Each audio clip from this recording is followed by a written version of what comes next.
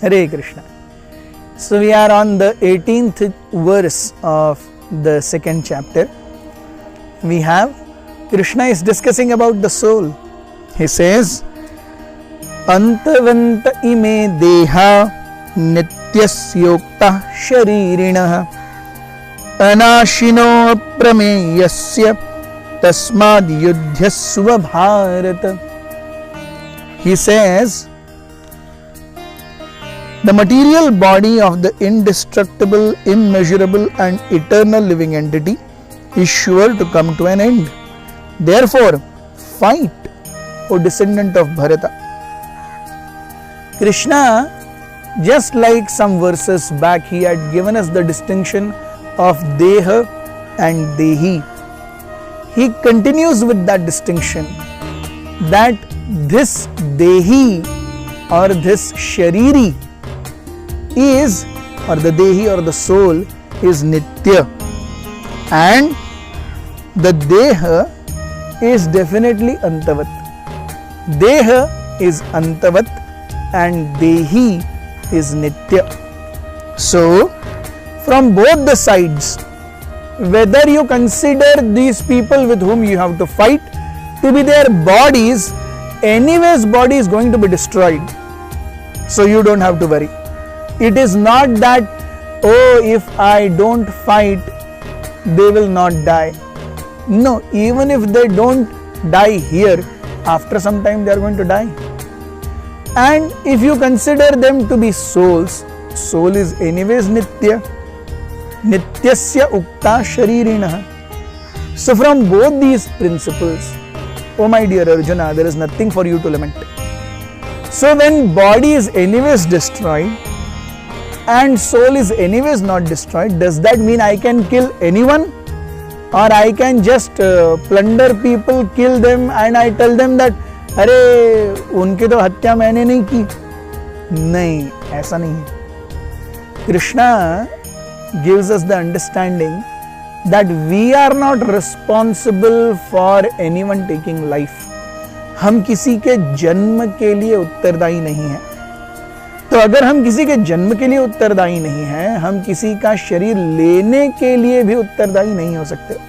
If I am not capable to give birth, I am not supposed to take away someone's birth also. So one cannot say, "Arey, anyway soul is eternal, anyways body is temporary. Let me kill animals and even I do not go along with some human beings, let me kill human beings, what is the problem? Anyways, Bhagavad Gita says body is temporary and soul is eternal." No. That is how again we see there is duality. कि अगर मारना नहीं है लेकिन फिर भी मारना पड़ सकता है. आपको मारना नहीं है. क्यों मारना नहीं है? क्योंकि आप किसी के जन्म के लिए उत्तरदायी नहीं है. लेकिन मारना पड़ सकता है. क्यों? धर्म के लिए, खुद के इंद्रिय भोग के लिए नहीं. One should never cause harm just for one's own sense perception or sense pleasures. This is the difference between Duryodhan and Arjun who are fighting. Duryodhan is fighting for his own kinsmanship, his envy towards Pandavas. He thinks this is mine.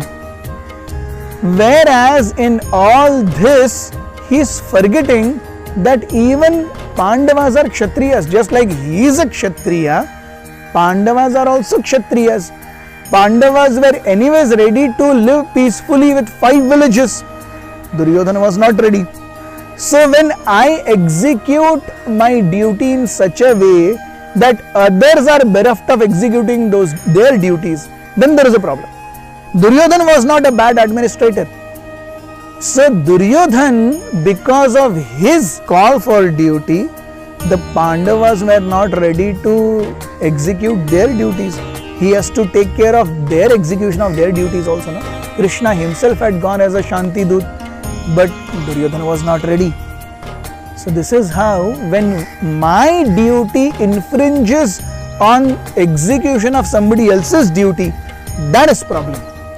So Arjuna is not fighting because he wants kingdom. He has made it amply clear in the previous verse. He is fighting because Duryodhana is not allowing him to execute his duty. That is the point of contention of Krishna. Krishna never says कि अरे तुम मेरी बात नहीं मान रहे या दुर्योधन मेरी बात नहीं मान रहा उसको मरना चाहिए, तुम मेरी बात मान रहे हो तुमको जीना चाहिए. No, Krishna has the contention, Arjuna, Duryodhan is not letting you practice your duty, which is not good. So that's how we see. Other thing could also be that we have been seeing that the soul pervades the entire body and the soul is Nitya. So how is it that people go in coma, or what happens when we are sleeping? So Shastras say that the body goes through 3 different stages: Jagruti, Swapnavastha and Sushupti. Jagruti means when I am awake, I am conscious of what is happening to me and around me. Swapnavastha is I am not awake but I am dreaming something. In that dream I am conscious. It might not be real, but I am experiencing something. I am experiencing pleasure, I am experiencing play, pain, I am experiencing hatred, whatever, but I am experiencing it. And the third stage is Sushupti. Sushupti means deep sleep. One is not conscious, one is not even dreaming. And we all have experienced all of these things. Now we are awake, we are in Jagrat Avastha. When we sleep, when we are dreaming, Swapna Avastha. When we are in deep sleep, it is Sushupti. What is death? Krishna explained that death is the ultimate change. So what is death? Death is Sushupti for an extended period of time. हम हर रोज रात को 3-4 घंटे सोते हैं, 5-6 घंटे सोते हैं, जो कुछ भी सोते हैं, वो है छोटी सुषुप्ति. Death means an extended sushupti. Just like when we forget ourselves when we are asleep, in death also we forget ourselves. What is the difference between death and wakefulness? It is like writing on a slate. I start writing on a slate or a page, and after one line is over, I go to the next line. Next line starts. The next line starts. So, unless I come to the end of the page, all of the lines written previously I can see. Once I turn over the page, I can't see what is written previously. So, everyday sleeping is like changing the line. So I can see what is written previously. Death is turning of the page, a new line on top of the page. यहाँ से फिर से शुरुआत होगी. Ultimately, it is just writing. Thank you very much. Hare Krishna.